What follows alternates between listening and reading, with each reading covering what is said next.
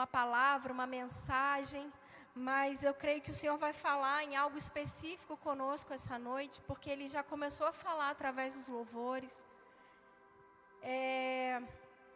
Já pedi o Otto para me ajudar no tempo. Saninha, por favor, água. Garganta ficar seca. Vamos lá. A gente ontem finalizou Atos 25 ao 28. Eu não vou me deter em falar o que trata, né, esses capítulos, porque acredito que todos aqui tenham lido, e também ontem na célula nós falamos sobre. Mas quem concorda comigo o quanto foi importante esse tempo do estudo, da leitura de Atos? Como nós aprendemos, como pudemos ver a ação do Espírito Santo na igreja, conhecida como igreja primitiva, né? A igreja dos primeiros tempos. Nós vimos ali milagres sendo realizados pelos apóstolos, por homens de Deus que caminharam com Jesus. O apóstolo Paulo, que não caminhou diretamente com Jesus enquanto Jesus esteve, mas sim, ele teve uma experiência pessoal com Jesus. Nós aprendemos como o Senhor quer que nós, como igreja, nos movamos na terra. Não é verdade? Ele deixou ali registrado como Ele quer que nós façamos. Tudo o que eles fizeram, nós somos capazes de fazer também, amém? Quem crê comigo? Depois de domingo, eu preciso crer, eu preciso sair da mediocridade. Eu preciso crer. Então,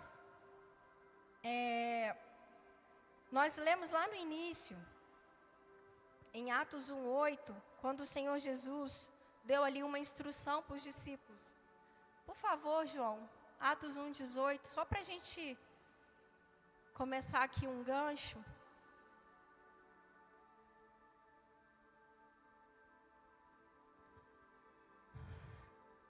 É 1:8, eu falei 18, perdão. É 1:8. Contudo, recebereis poder quando o Espírito Santo descer sobre vós, e sereis minhas testemunhas, tanto em Jerusalém, como em toda a Judéia e Samaria, e até os confins da terra. Ali, o Senhor deu uma instrução para os apóstolos, para os discípulos, que eles ficassem em Jerusalém, e Ele alertou: vocês vão receber algo, vocês vão receber poder, porque vai descer sobre vós o Espírito Santo. Para quê? Para que vocês sejam o quê? Minhas testemunhas. O que é uma testemunha? Testemunha é aquele que viu, ouviu, presenciou algo. Os tribunais, eles requerem a presença de testemunhas, que vão ali relatar o que elas viram, ouviram daquela situação. E então o Senhor comissionou seus discípulos e também a nós, para que sejamos testemunhas daquilo que Ele fez e está fazendo na terra. Amém? Então, eu quero assim, rapidamente discorrer, quero que os irmãos tenham paciência comigo, porque não foi fácil. Mas eu quero discorrer rapidamente sobre algumas situações que eu vi a partir do capítulo 25, verso 13, por favor. E a gente vai aprender algumas coisas com o apóstolo Paulo.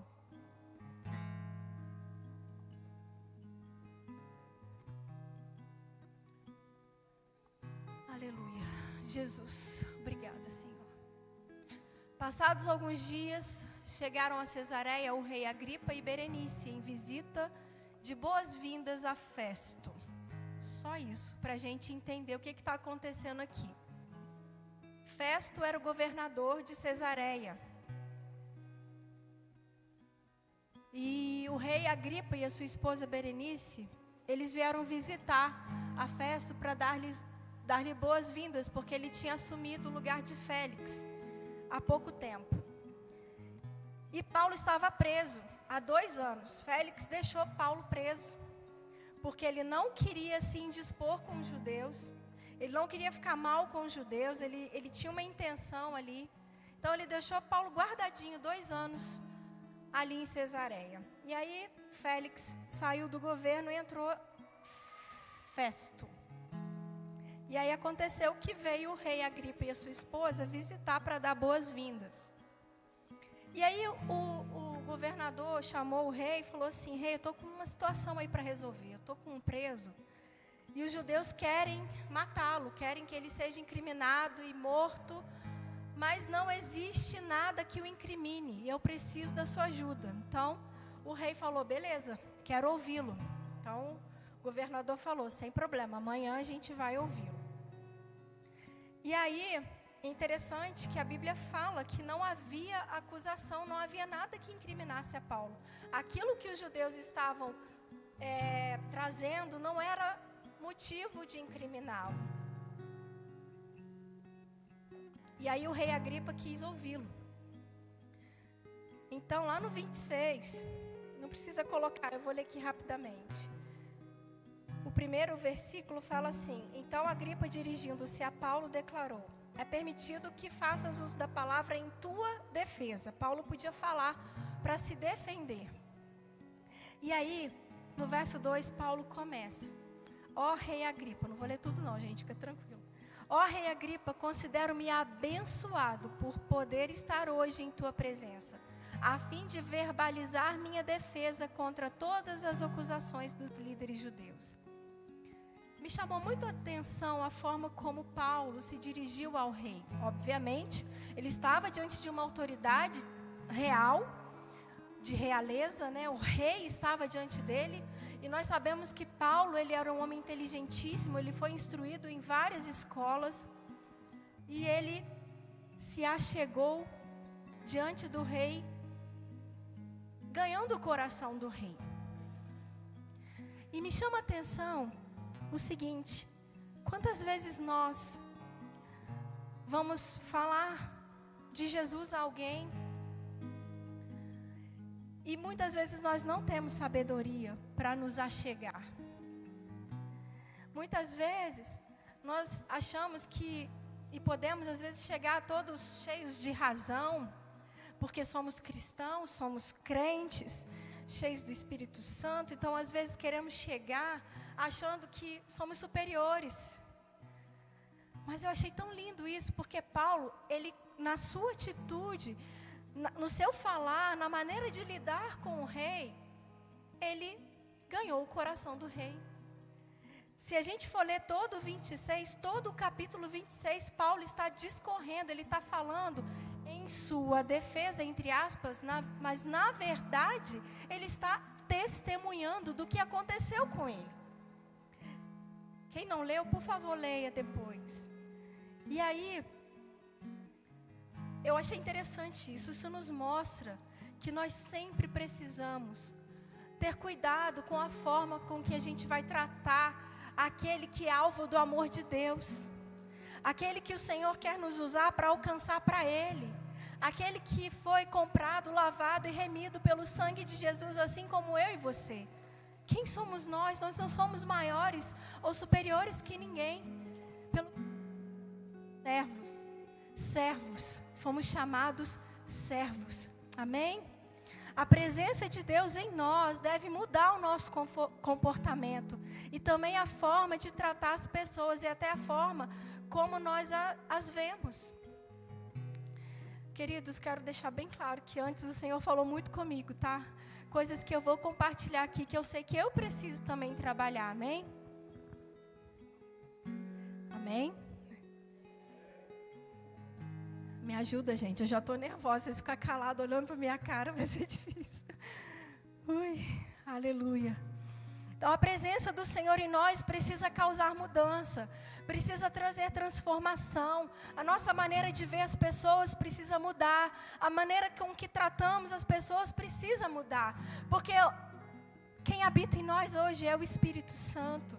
É o próprio Deus que está em nós. Então eu não posso ver com os meus olhos. Eu preciso, pela graça dEle, ver com os olhos dEle. Amém? Então eu acredito que Paulo ali, ele percebeu a grande oportunidade que ele tinha. E aí, lá no verso 9, eu vou ler do 9 ao 11, se quiser colocar para o pessoal acompanhar. Eu vou tentar pegar umas chaves aqui, amém? Paulo está dizendo assim: eu igualmente estava seguro de que deveria me opor ao nome de Jesus, o Nazareno. E foi exatamente assim que procedi em Jerusalém. Havendo eu recebido autorização dos chefes dos sacerdotes, atirei muitos santos aos cárceres. E quando eram sentenciados à pena de morte, eu sempre dava meu voto contra eles. Várias vezes corri de sinagoga em sinagoga com o objetivo de castigá-los e fazia de tudo para obrigá-los a blasfemar.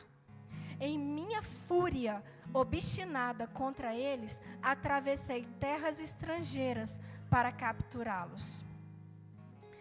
Queridos, aqui nós vemos o quanto o apóstolo Paulo, Saulo na época, Saulo de Tarso, ele era dedicado em sua missão de perseguir e matar os cristãos. Ele está dizendo aqui que ele não media esforços, ele não media nada, nem custo, nem esforço nenhum, para ir atrás dos cristãos, para prendê-los, colocá-los em açoites e até matá-los. Quando eles eram condenados, ele fala aqui, ó, eu sempre dava o meu voto contra eles. Esse homem tinha uma missão, ele era movido por uma missão. Aquilo era a vida dele. Ele gastava a vida dele, nós cantamos, ele gastava a vida dele nisso, em perseguir os cristãos, em matar aqueles que adoravam a Jesus. E é interessante saber que ele fazia isso em nome de Deus, em nome da lei, porque ele não tinha conhecido a graça que havia em Jesus. Então, Jesus, vendo esse ímpeto que havia em Paulo, essa determinação, essa força, o quanto ele estava disposto de gastar a sua vida naquele propósito que era inútil aos olhos de Deus, o Senhor fez o quê? Vem cá, você está perseguindo os meus filhos? Você ganhou autorização para ir matar lá em Damasco? Eu vou te pegar. Jesus, a gente conhece bem a história, lá no capítulo 9, a conversão de Saulo. Ele não trocou o nome, ele só era em regiões conhecido como Saulo, em outras regiões conhecido como Paulo. Eu achava que ele tinha trocado de nome, mas não foi não, aprendi isso. Jesus sabia que ele tinha recebido autorização para ir até Damasco, para matar os cristãos. O cara era determinado, ele tinha sangue nos olhos, não tinha nada que o impedia. Então Jesus fez o quê? Se apresentou a ele. E aí uma luz, né, ele conta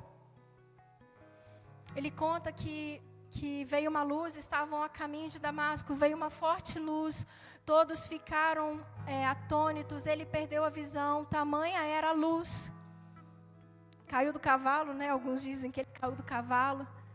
E ali Jesus se apresentou a ele. Saulo, Saulo, por que me persegues? E ele perguntou, quem é que está falando? Quem és tu, Senhor? E aí Jesus diz, eu sou Jesus, a quem tu persegues. E aí ali ele dá instrução, vai para Damasco, Ananias vai te encontrar.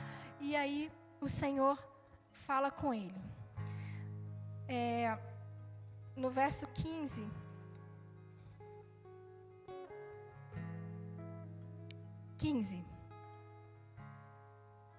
Foi quando indaguei, quem és tu, Senhor? Ao que replicou o Senhor, sou Jesus, a quem tu estás perseguindo. Agora, pois, levanta-te e apruma-te em pé. Foi para isso que te apareci, para te converter em servo e testemunha, tanto das maravilhas que viste de minha parte, como daquelas que te manifestarei. Irei livrar-te deste povo e dos gentios para os quais te envio, para lhes abrir os olhos e os converteres das trevas para a luz. Eu acredito que foi por isso que o Senhor deixou Paulo cego, para ele entender o que era ser levado das trevas para a luz. Jesus está falando aqui com ele, Jesus está dando para ele ali a sua nova missão de vida, para lhes abrir os olhos e os converteres das trevas para a luz, e do poder de Satanás para Deus, a fim de que recebam o perdão dos pecados e herança entre os que são santificados pela fé em mim. Então Jesus se apresenta e revela para ele a sua nova missão. Amém? Verso 19, é aqui que eu vou me ater um pouco mais.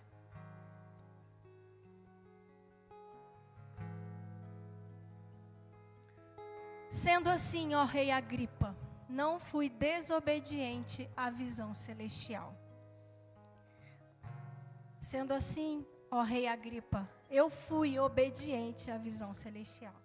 Ele discorre, ele dá o seu testemunho em sua defesa, ele fala o que aconteceu com ele, e ele conclui dessa forma: eu fui obediente, né? Ele está escrito, não fui desobediente, mas eu vou falar, eu fui obediente à visão celestial. O que era essa visão celestial? O propósito de vida, o novo propósito que ele recebera de Jesus, o próprio Senhor. Ele perseguia aqueles que seguiam a Jesus, e ele passou também a ser um seguidor de Jesus. E ainda mais, comissionado a ganhar outros, a tirar aqueles que estavam em trevas e trazer para a luz, a convertê-los, tirá-los do poder de Satanás. Queridos, qual é a nossa visão celestial? Qual é o nosso propósito? Paulo foi tão impactado por aquela presença que aquilo trouxe para ele uma convicção que, da mesma forma como ele foi diligente em perseguir os cristãos, ele não mediu custos ou esforços para cumprir a sua nova missão. E qual tem sido a nossa missão? A nossa missão pode ser que não seja como a de Paulo, ir até os povos não alcançados. Mas a nossa missão, ela pode ser a minha casa, a minha família. A minha missão pode ser os meus vizinhos, a minha missão pode ser os meus colegas de trabalho, a minha missão pode ser o irmão que está aqui do meu lado. A minha missão de vida pode ser cuidar das crianças na salinha. A minha missão de vida pode ser entoar louvores para que a igreja encontre o lugar de adoração.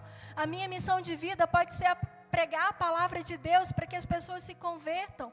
A minha missão de vida, ela é ampla. Desde que o Senhor seja exaltado, desde que o Senhor seja engrandecido, desde que o meu coração arda e queime, como nós cantamos aqui há pouco. Glória a Deus. Glória a Deus, Jesus. A convicção do chamado, do propósito, nos capacita, nos encoraja a sermos obedientes. A convicção do chamado, do propósito, nos capacita, nos encoraja a sermos obedientes. Eu preciso conhecer o que o Senhor quer de mim. Por muitas vezes, irmãos, eu vou falar algo de mim. Por muitas vezes eu fiquei frustrada, porque eu imaginava que eu só agradaria ao Senhor se eu largasse tudo. Se eu queimasse as minhas carroças, se eu dissesse tchau pai, tchau mãe, e fosse para um campo missionário. Por muito tempo eu achei que a minha vida só agradaria ao Senhor se eu fizesse algo dessa forma. Mas eu não encontrava dentro de mim uma convicção, um chamado para fazer isso. Então eu não ia, eu não fui. Tive oportunidades, mas eu não fui. Mas algo sempre ardeu no meu coração. Que eu tivesse uma família e que a minha família servisse a Deus e abençoasse pessoas. Isso sempre ardeu no meu coração. Queridos, isso é a minha missão. O que arde no meu coração é saber se eu estou de fato instruindo os meus filhos no caminho do Senhor. Se eu estou sendo a mulher sábia que o meu marido precisa que eu seja. Isso arde no meu coração. Saber que eu preciso melhorar em muito. Eu sei que eu preciso melhorar em muito. Mas isso arde no meu coração. Pelo que o seu coração tem ardido. Nós precisamos arder na presença do Senhor. Porque esse arder, essa chama queimando dentro de nós, é o quê? É a convicção. Eu posso imaginar com a minha mente limitada o quanto o coração de Paulo ardia. Gente, ele encontrou o Senhor, quer dizer, o Senhor o encontrou. Ele estava decidido, ele estava indo cumprir a sua missão de matar os cristãos. Mas ele veio, Jesus veio e mudou tudo, mudou o plano. Houve ali uma conversão. O que é conversão? Eu estou indo para um lado, eu me converto, eu mudo a direção, eu vou fazer outras coisas. E aí eu posso imaginar o coração de Paulo ardendo cada vez que ele era açoitado em nome do Senhor, cada vez que ele era preso, injustiçado em nome do Senhor, cada vez que ele sofria algo em nome do Senhor. Porque a gente pode ver, quem leu, né, Atos e mais ao final, que fala muito sobre ele, o quanto ele não parou, nada parava esse homem, nada. Nem cadeias, nem açoites, nem injúrias, nada parou ele. Porque havia uma convicção firme no coração dele. O coração dele ardia por algo. Eu imagino que a voz do Senhor sempre vinha para abrir os olhos e os converter das trevas para a luz, e do poder de Satanás para Deus, a fim de que recebam perdão dos pecados e herança entre os que são santificados pela fé em mim. Eu imagino que ele ouvia Jesus falando isso para ele, e isso o encorajava. Além disso, ele tinha pessoas que caminhavam com ele, que também o ajudavam a cumprir esse propósito. Nós também precisamos disso. Precisamos de pessoas que vão nos encorajar, nos incentivar a alcançar o propósito. Por isso somos um corpo, por isso somos uma igreja, por isso eu preciso de você para cumprir o meu propósito. Amém? Nós precisamos uns dos outros para isso, amém?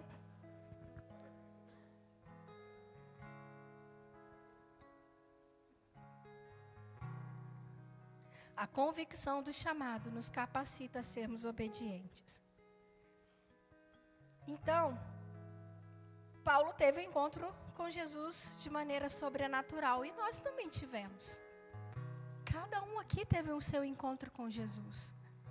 Jesus marcou a sua vida um dia. A minha ele marcou. Um dia eu decidi caminhar com ele. Um dia eu decidi abrir mão de algumas coisas para caminhar com ele. Um dia eu decidi aceitar, se é que quem sou eu para aceitar, mas a gente usa essa expressão. Eu aceitei o seu amor, eu recebi, na verdade eu fui aceita por ele. Cada um tem uma experiência, cada um tem um testemunho.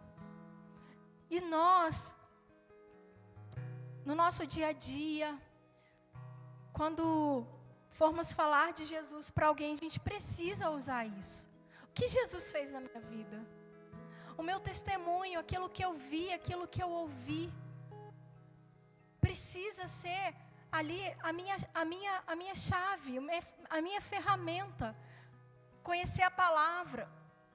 Eu já ouvi algumas pessoas falarem assim, eu não falo de Jesus para as pessoas porque eu não conheço muito bem a Bíblia, eu estou aprendendo ainda.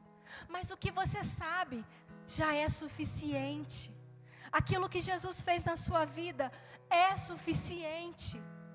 Olha, Jesus me curou porque eu era viciado em algo. Olha, Jesus me libertou de coisas que eu me envergonho hoje. Aquilo que Jesus fez na sua vida pode ser o instrumento que Ele quer usar para alcançar o outro. Mas aí a gente fica preocupado em, eu não conheço muito bem a Bíblia. Querido, o que você conhece é suficiente. O que eu conheço é suficiente. E se eu não conheço muito, vamos conhecer, vamos ler, vamos estudar, vamos aprender. Nós temos a oportunidade, nós somos uma nação livre, queridos. Nós temos acesso. Existem irmãos nossos que não têm isso aqui inteiro. Não têm a palavra, a Bíblia inteira. Eles brigam por pedaços de Bíblia. E morrem por causa disso. Então, nós temos a oportunidade. Queridos, eu vou repetir. Essa palavra primeiro falou comigo, amém? Amém, eu quero sair da mediocridade, profeta Daniel. Em nome de Jesus, quem esteve aqui domingo, que palavra.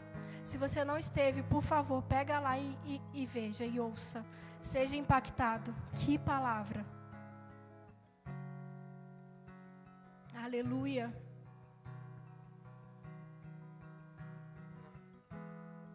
Fale do que Jesus fez. Amém?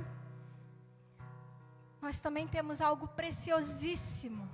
Preciosíssimo. O Espírito Santo em nós. O próprio Deus habita em nós, queridos. E quem é o maior interessado em alcançar o perdido? Ele próprio. Ele próprio. E Ele nos concede ferramentas, dons. A Bíblia fala lá em 1 Coríntios 12, não precisa abrir, sobre os dons espirituais, que são ferramentas, são presentes que o Senhor dá à sua igreja para isso, para alcançar o perdido, para edificar as vidas. Busquemos os dons. O próprio apóstolo Paulo fala: busquem com zelo os dons espirituais. Amém? Acredite que o próprio Deus, pelo Espírito, nos capacita e guia. Lembra que nós lemos lá em Atos 1:8? Recebereis poder. Esse poder é Ele próprio, o Senhor, pelo seu Espírito, amém? Ele que nos capacita. Só para, já vou caminhar para a conclusão. Glória a Deus, Jesus. Uma coisa que eu achei tão interessante, lá no verso 32 do capítulo 26, Paulo conclui ali o seu discurso, a sua defesa, o seu testemunho. E aí o rei e o governador, Agripa e Festo, eles chegam a uma conclusão. 31. E retirando-se do salão, comentavam entre si: este homem não fez absolutamente nada que merecesse prisão, nem muito menos a pena de morte. E aconteceu que Agripa confessou a Festo: este homem bem poderia ser posto em liberdade, caso não tivesse apelado para César. A gente viu lá em Atos 23:11, que Jesus, em um momento, ele aparece a Paulo.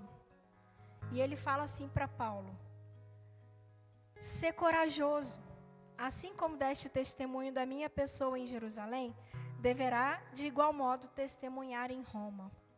Quando Paulo pede para ser julgado por César, era Roma. E aí, eles chegam à conclusão, ele podia ser liberto. E aí, num primeiro momento, a minha cabeça humana: puxa vida, Paulo, para que você apelou para César? Você podia estar solto em liberdade. Mas, queridos, não se pode prender aquele que já se entregou. Não se pode matar aquele que já morreu para a sua própria vida. Cara, o apóstolo Paulo, era na prisão que ele escrevia as cartas às igrejas. Era na prisão que ele ganhava os carcereiros. As famílias dos carcereiros, lembra lá de Paulo e Silas na prisão? Que o carcereiro ficou desesperado: o que eu faço para ser salvo? Crê no Senhor Jesus, será salvo tu e a tua casa. E a palavra diz que Paulo e Silas pregaram para o carcereiro e para a sua família. Era o lugar onde Deus usava ele. Então, ele já estava entregue. Ele escreveu: não tenho a vida preciosa, já não sou mais eu quem vivo, Cristo vive em mim. A morte para mim é lucro. As cartas de Paulo, eu sugiro até que seja uma boa ideia nós estudarmos as cartas de Paulo depois de Atos. Vamos aprender muito mais. Assim, Paulo cumpriu Atos 1:8, porque ele pregou em Jerusalém, ele pregou na Judéia, ele pregou em Samaria, e Roma foi os confins da terra. Ele ficou em Roma, ele foi autorizado a alugar uma casa, ficou lá por volta de 2 anos. E lá ele recebia pessoas, ele escrevia suas cartas, ele pregava o evangelho. Ele cumpriu o seu propósito. E para nós, cabe continuar essa missão. porque os confins da terra somos nós. Amém? Os confins da terra somos nós. Se nós somos alcançados, fomos alcançados, também precisamos alcançar outros. Aleluia. Glória a Deus. É isso, irmãos. Glória a Deus. Que o nosso coração arda. Que o Senhor nos apresente a causa que Ele tem para cada um de nós. Porque eu sou uma flecha que vou alcançar alguns. Você é uma flecha que vai alcançar outros. Amém?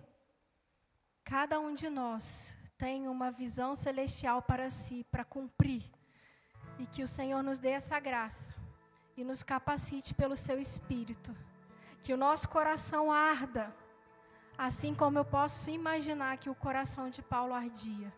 E nada o parou. Glória a Deus. Amém. Glória a Deus. Vamos ter firmes no nosso coração, amém? Que palavra maravilhosa. Que aquilo que o Senhor está queimando no nosso coração, nós não venhamos ignorar isso mais. Nós venhamos abraçar com todas as nossas forças, como Paulo fez.